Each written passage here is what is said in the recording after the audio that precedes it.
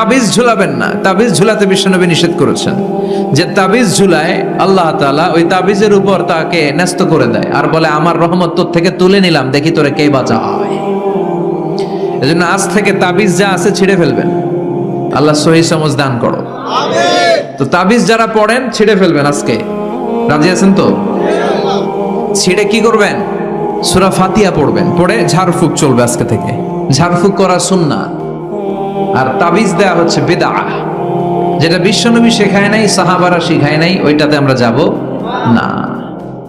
ঝাড়ফুঁক করবেন। আয়াতুল কুরসি পড়লে জিনভূত আসতে পারে? কথা বলেন। সূরা ফাতিহা পড়লে আর অসুস্থতা থাকতে পারে? তোমরা ইয়াং যারা, আমার কলিজার টুকরা যুবক ছেলেরা, এখনো যারা বিয়ে করো নাই, তোমার অনাগত ভবিষ্যৎ প্রজন্ম তোমার বউয়ের পেট দিয়ে আসবে।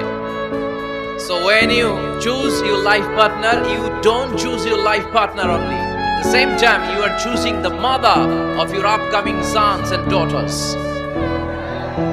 আপনি যখন বিয়ের জন্য মেয়ে খোঁজেন, আপনি শুধু মেয়েই খোঁজেন না, পাশাপাশি আপনার অনাগত যে ছেলে মেয়েগুলো দুনিয়ায় আসবে তাদের মাও খুঁজতেছেন, ঠিক কিনা?